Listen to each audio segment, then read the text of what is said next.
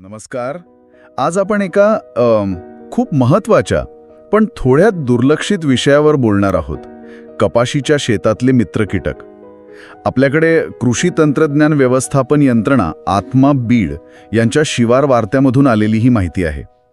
आणि ऐकून आश्चर्य वाटेल की कपाशीवरच्या जवळपास 162 किडींपैकी फक्त 15 कीटक पिकाला त्रास देतात. म्हणजे बाकीचे सगळे तर उलट मदतच करतात. अगदी बरोबर. ही खरं तर निसर्गाची स्वतःचीच एक कीड नियंत्रण व्यवस्था आहे.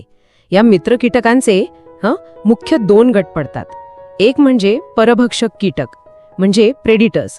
हे काय करतात तर सरळ हानिकारक किडींना खाऊन टाकतात. आणि दुसरे आहेत परोपजीवी म्हणजे पॅरासिटॉइड्स. परोपजीवी ते कसे वेगळे आहेत? हे जरा जास्त इंटरेस्टिंग आहेत.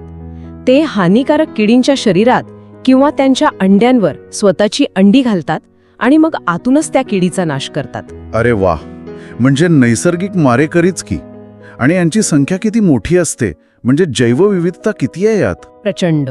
म्हणजे एका कपाशीच्या शेतातच आपल्याला 100 पेक्षा जास्त प्रकारचे कोळी सापडू शकतात.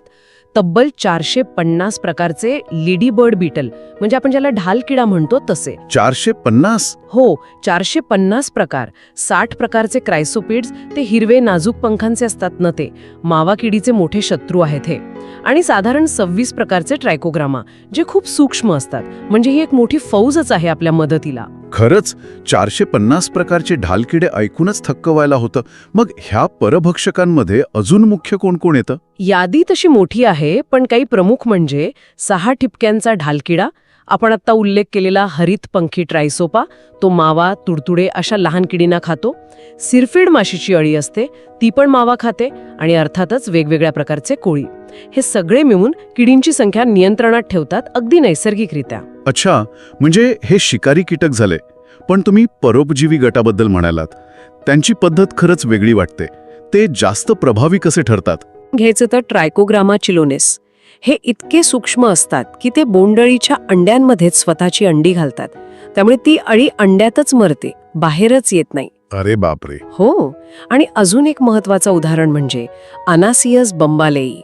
हा परोपजीवी कीटक कपाशीवरच्या पिठ्या ठेकून म्हणजे मिलीबग त्याला कंट्रोल करतो.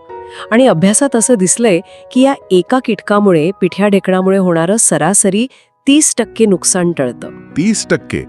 तेही कोणतंही रसायन न फवारता? अगदी.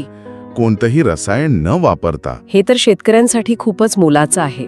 मग प्रश्न येतो की या आपल्या नैसर्गिक मदतनीसांना, या मित्र कीटकांना जपायचं कसं?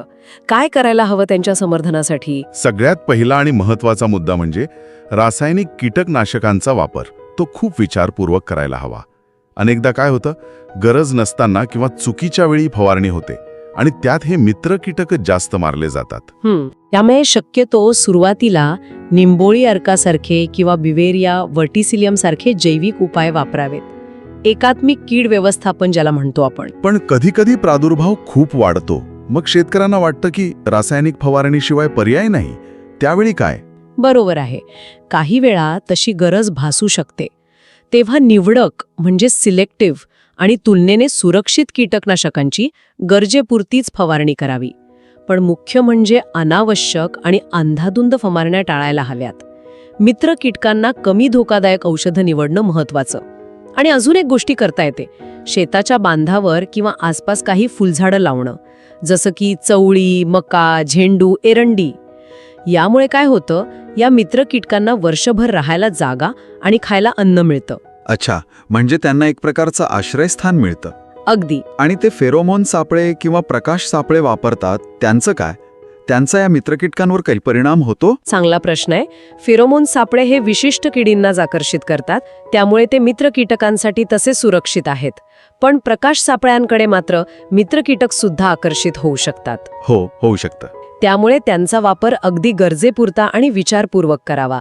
म्हणजे आपण जे काही करतोय त्याचा मित्र कीटकांवर काय परिणाम होईल याचा विचार करायला हवा. थोडक्यात काय तर कपाशीची जी परिसंस्था आहे ती या मित्र कीटकांनी म्हणजे आपल्या नैसर्गिक मदतनीसांनी समृद्ध आहे. त्यांना ओळखणं, त्यांचं महत्त्व समजून घेणं आणि त्यांचा संवर्धनासाठी जाणीवपूर्वक प्रयत्न करणं हेच महत्त्वाचं आहे.